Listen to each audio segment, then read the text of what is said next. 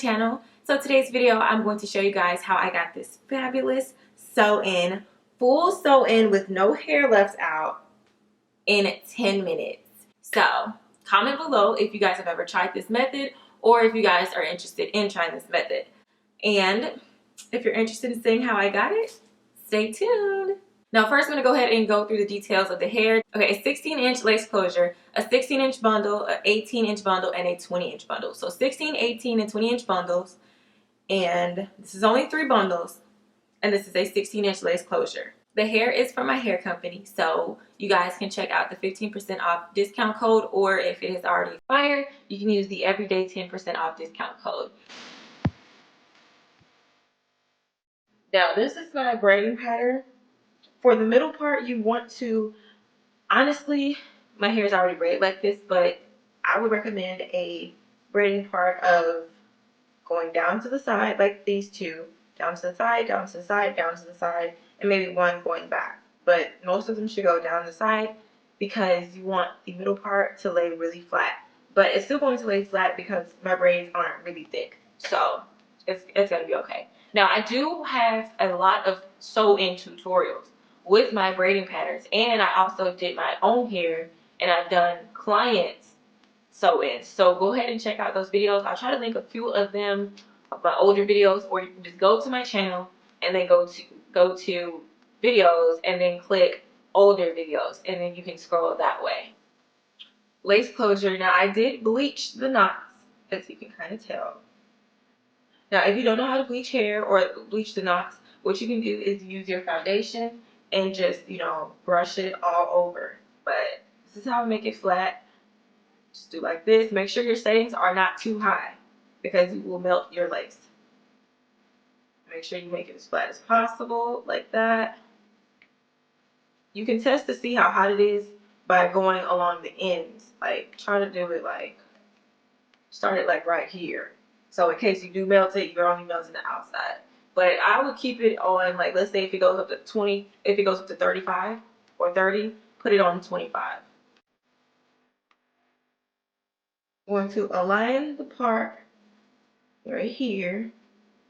So, and if it's not super flat, you can always use a curling iron, or a curling wand is the best to flatten it out, or use a hot comb. But so you're going to line it up with the part,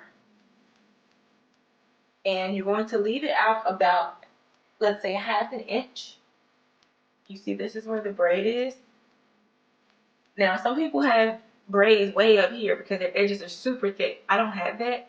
So, you know, don't worry though, because you can always, as long as you secure this part and back and around, you can always go back in and then secure it, you know, do wefts on the top. So I'll show you guys that later, but anyway.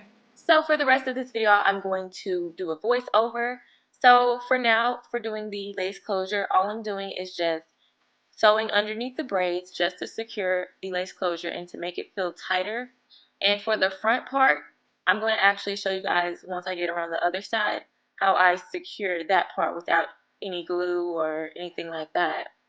I'm just going in one direction for now, and then once I get on the other side, I'm going to go in a different direction underneath the braids. Now this would be handy if you have like smaller braids that are closer to each other so that you can just sew, but since my braids are bigger, I'm just filling in the gaps by I'm going towards the next braid, and it's fine. It's still secured. Like I said, this is a 10-minute tutorial. So for you, you know, you guys that don't have time to braid like super tight braids, this is just ideal. So I'm just going in a circle or a U position, and I'm just sewing underneath each braid, and I'm just securing my lace closure. And as you can see, I'm going on the other side. You could use wig clips also to secure, not wig clips, but like banana clamps or clamps to clamp that hair together, because it does get in the way. But now you can see I'm going in one direction underneath the braid, and then I'm going to go in the front side underneath the braid to just secure the front part of the lace, since it is hanging out some, like this. Like going from the front underneath and then going from the back underneath. Now you want to be careful with your edges because you don't want to make it super tight. I mean, as your braids grow, your hair is going, you know, your hair, it's going to move. But for now, this is just how it looks. And I'm going to secure it after I finish the whole thing. So now I'm going to actually install the U-part wig. This is actually a wig. It's a U-part wig without any kind of closure. So what I'm doing is just aligning each side to the braid pattern, and I'm just sewing through the lace closure and also connecting it to the wig so that there's no gaps in between, and I'm also going underneath each braid. And what I love about this U-part wig method is that it's just literally quicker. You don't have to sew track by track. You can like cut it within like 2 or 3 like different parts of your sewing, and then the whole thing will come down like after you've cut, you know, a few of the wefts, instead of like having to literally take hours to like cut out each track. So to me, this is just more convenient. I can take it down and tend to my natural hair underneath, and this is just a convenient sewing. So also, aside from this U part that I'm actually sewing, you don't have to, but you can secure the sides and then the back perimeter of this sewing. This is why it only takes 10 minutes. And as you can see now, I'm doing the sides, and I'm just literally going under the braid and then securing it that way. Now to make it even more secure, you can just sew on the little piece of the cap that's right on the edge and then sew underneath the braid, if that makes sense. But I'm just lazy, so I'm just literally scooping underneath the braid and then over through the wig. And I used a spandex dome cap to do this wig, or to make this wig, and so that's why it's so much easier to sew for the needle. And that's basically it. So now I'm going to show you guys a quick hack on how to secure your lace closure, even if you feel like it's sliding back, or if you need to refresh it or just re-secure it. This is what you're going to do. Just make a straight line going horizontally, and making sure that you're sewing like on a braid. It has to be a braid there so that it can feel tighter.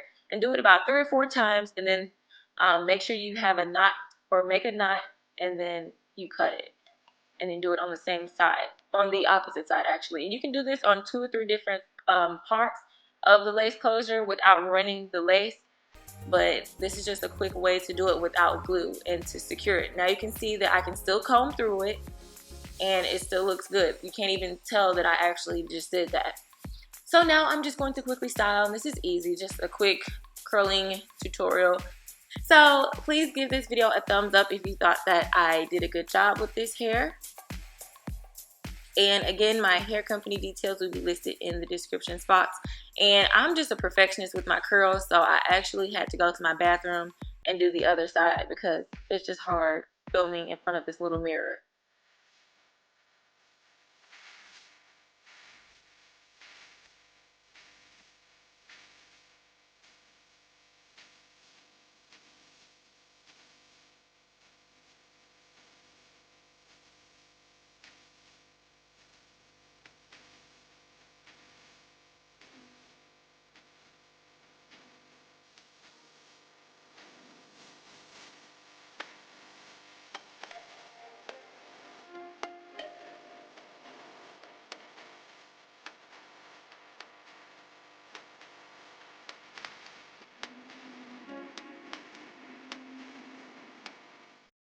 Now you don't have to pluck after you've bleached the knots, but I'm just plucking a little thin part in the middle, and I'm just going to add a little bit of concealer to make it look more like my natural scalp. You can do this instead of actually bleaching the knots also, and it'll look just as natural. So this is it for the customization. Thank you guys for watching. Make sure you guys thumbs up and comment below with any other hair suggestions that you want me to try. And see you guys in my next video.